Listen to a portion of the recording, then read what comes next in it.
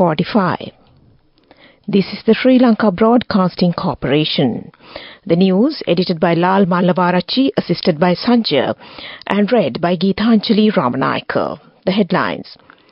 The Uma Oya project is to be commissioned tomorrow. The President calls on the Chief Prelates of the Malwathu Askiri chapters. Today is Bak Full Moon Poya Day. Sri Ramayan Trails unveils a new chapter in Sri Lanka's spiritual and cultural journey. IMF positive on SLBC holder discussions concluding soon. Minister Dr. Bandula Gunawardena will pay an observatory visit to Anuradhapura today. Foreign news: Israel military intelligence chief quits over 7th October. And in sports, it's cricket. Sahan Arachige tipped to lead Sri Lanka A team. A discussion took place today between Minister Pavitra Wanyarachi and the Ambassador of the Islamic Republic of Iran in Sri Lanka, Dr. Alireza Delkosh. The discussion was an arrangement of the launching of Uma Oya Multipurpose Development Project, which is scheduled to be held tomorrow. The minister said that the Uma Oya Multipurpose Development Project will be declared open under the leadership of President Ranil Wickremesinghe, and Iran's President Dr. Ibrahim Raisi will grace the occasion tomorrow. The minister observed the two reservoirs that collect water required for the production of electricity in the Uma Oya project and the underground power plant in Alla Kanadagalla area. Speaking to the media after the observation visit, the minister said that it's a great achievement to be able to produce 120 megawatts of electricity through the Uma Oya Multipurpose Development Project and connect it to the national power grid. She pointed out that the production of electricity worth between 1,000 and 15,000 acres of paddy field in the Monragala and Badula districts is directly used for the cultivation of both the Yala and Maha seasons after the production of electricity. President Ranil Wickremesinghe called on the chief prelates of the Malwathu and Askiri chapters to seek their blessings. First, President Ranil Wickremesinghe visited the Malwathu Mahaviharaya and paid his respects to the chief prelates of the Malwathu chapter, Most Venerable Tibbatuave Sri Sumangala Nayaka Thero, followed by a brief discussion. The Anunayaka of the Malwathu chapter, Most Venerable Dimbul Kumule Vimaladharma Thera, was also present. Thereafter, President Ranil Wickremesinghe proceeded to the Askiri Mahaviharaya, where he met the chief prelates of the Askiri chapter, the Most Venerable Parakagoda Sri Gnanaratna Thero, and engaged in brief discussion. During the visit, the Mahasangha, led by chief priest of the Mutyangana Raja Mahaviharaya, Venerable Murundeniye Dharmaratna Thera, recited Setpirit and invoked blessings upon the President.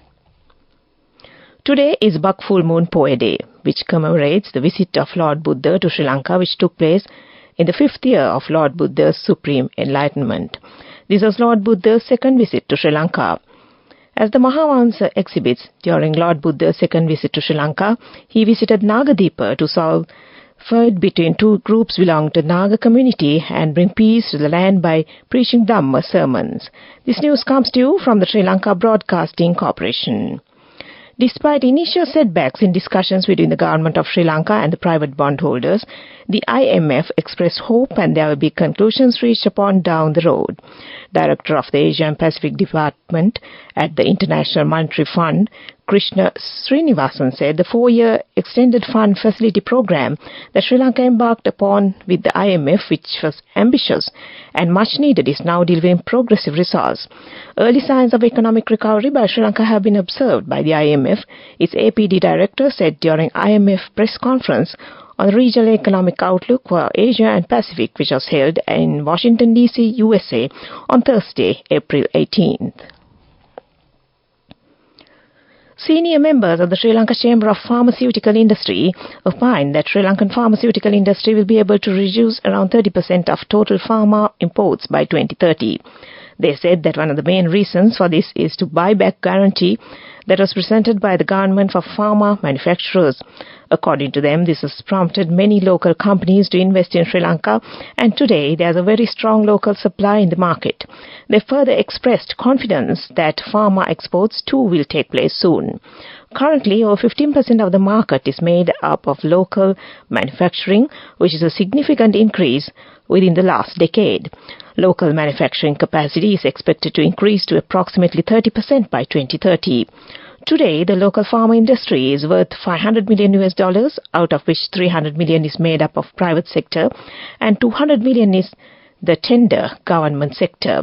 The pharma sector, including both state and private, generates 172.13 billion rupees, out of which 129.13 billion rupees is from the private sector. And that ends local news now. The main news story is brought to you by Sinhala Mahatmya. In the main news story, Minister Dr. Bandula Gunadhana will pay an observatory visit to Anuradhapura today in order to oversee the progress of several development projects. He will observe the constructions near the railway station of the Galgamua and Talawa. The renovation of the Jaffna Junction railway crossroad will commence tomorrow. And that was the main news story. The main news story was brought to you by Sinhala Mahatmya. In Watchlight this morning, the deadline for issuing national identity cards for individuals over the age of 40 who still do not possess one will extend to the 30th of June. The Commissioner General of the Department of Registration of Persons, Pradeep Saputantri, says this program is being implemented for individuals who have not been able to obtain a national identity card due to the absence of a birth certificate. The Department of Registration of Persons says the issuance of national identity cards for such individuals was effective until the 31st of March, and the new decision was taken following requests made by the divisional secretaries. And that came to you in Watchlight. Coming up, World News.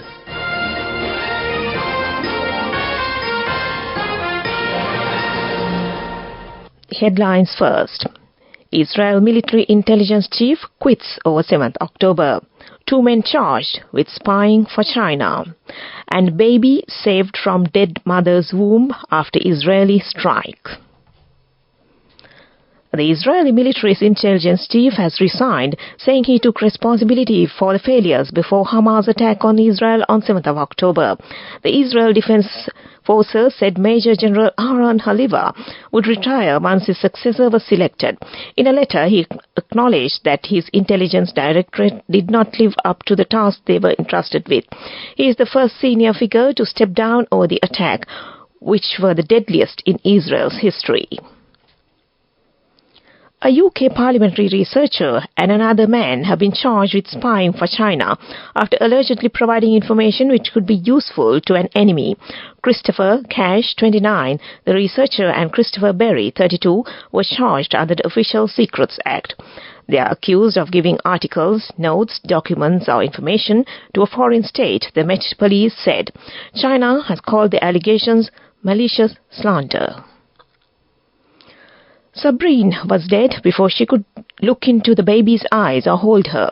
The young mother had carried her child through 7.5 months of pregnancy. There were days, nights of constant fear, but Sabrine hoped the family's luck would hold until the war ended. That luck vanished in a row and fire of explosions in the hour before midnight on 20th April. The Israelis dropped a bomb into the Al-Sakani family home in Rafah, where Sabrine, along with her husband and the couple's other daughter, 3-year-old Malak, were asleep. And back to the headlines of the world news. Israel military intelligence chief quits over 7th October. Media say pro-China party wins Maldives election in landslide. Baby saved from dead mother's womb after Israeli strike. And that ends world news. Development news. On to development news. Chongqing Airline recently announced a new international route from Chongqing to Colombo and Male starting on the 24th of June, marking its first use of the fifth freedom of air. The fifth freedom of the air, also known as third country transportation rights, allows an airline to transport paying passengers between foreign nations as part of flights originating from its own country.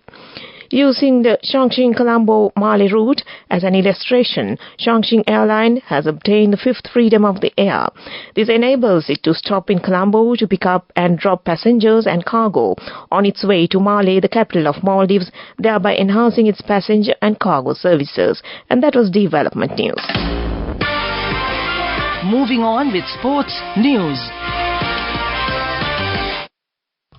In sports news, Afghanistan A cricket team will arrive today to take part in 5 one-day games and a 4-day game against Sri Lanka A cricket team. The one-day game will be played at the Mahinda Rajapaksa International Cricket Stadium in Hambantota on the 28th of April, 30th, and May 3rd and 5th and 7th as day game, while the only 4-day game will be played at the Pisara Oval Stadium from May 11th to the 14th. Meanwhile, the National Selectors Committee, headed by Upul Taranga, already named Sri Lanka A squad, but it has to be approved by the Sports Minister. All-rounder Sahan Arachige from NCC has been named as Sri Lanka's A skipper, while few other national players are also among the squad, and selectors are looking to give more exposure for the Sri Lanka A players. And that was sports news. Go ekak tiyana youth eකට life එකේ change එකට නියමෙට set වෙන්න ඇස් වහගෙන දැකපු හින හැබැ කරන්න youth එකට නියමෙට set වෙන friendship එක මෙන්න. The all-new NSB Ithru Mithru account, NSB IM, a plan for your dream. Business News, sponsored by National Savings Bank, the safest place for your money. Gold prices across the globe are surging at all-time high prices amid escalating geopolitical tensions in the Middle East.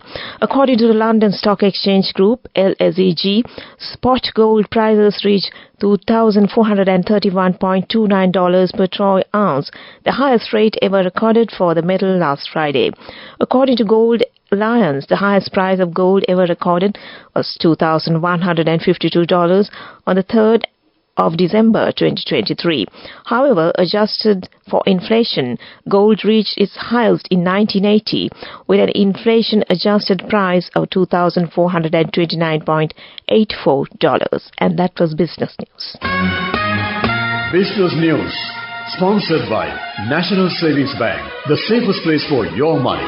Go ekak tiyana youth එකට life එකේ change එකට නියමෙට set වෙන්න ඇස් වහගෙන දැකපු හින හැබැ කරන්න youth එකට නියමෙට set වෙන friendship එක මෙන්න. The all-new NSB Ithru Mithru account, NSB IM, a plan for your dream. In economic news, the Department of Census and Statistics revealed in its latest report that the overall rate of inflation, as measured by the National Consumer Price Index on year-on-year basis, has been decreased to 2.5% in March 2024, compared to 5.1% in February 2024. Meanwhile, the contributions to the inflation rate of March 2024 from the food group and non-food group are 2.1% and 0.4% respectively. And that was economic news. Weather report. Showers or thunderstorms will occur at several places in the western, Sabragamur, central and northwestern provinces and in the Galle, Mathura and Anuradhapura districts in the evening. Showers or thunderstorms may occur at a few places in the Uva and northern provinces and in the Polonnaruwa district during the afternoon or night. Showers or thunderstorms will occur in the western coastal areas during the morning too. Misty conditions can be expected at some places in the Sabragamur, central and Uva provinces and in the Ampara district during the morning. That was the weather report. And prior to concluding this news broadcast, the headlines once again. The Uma Oya project is to be commissioned tomorrow. The President calls on the chief prelates of the Malwatu Askiri chapters. Today is Bak Full Moon Poe Day. Sri Ramayan Trails unveils a new chapter in Sri Lanka's spiritual and cultural journey. The IMF positive on SLISB holder discussions concluding soon. Minister Dr. Bandula Guruvardhana will pay an observatory visit to Anuradhapura today. Foreign news, Israel military intelligence chief quits over 7th October. And in sports, it's cricket, Sahan Arachige tipped to lead Sri Lanka A team. With that, we end this news broadcast from the Sri Lanka Broadcasting Corporation. And it's over to Soundi Tham on the other side. Very good morning to you, Soundi, and it's back to you. A very good morning to you as well, Geetanjali. Thank you very much for bringing us the news. Let me wish you a lovely day ahead and a safe trip back.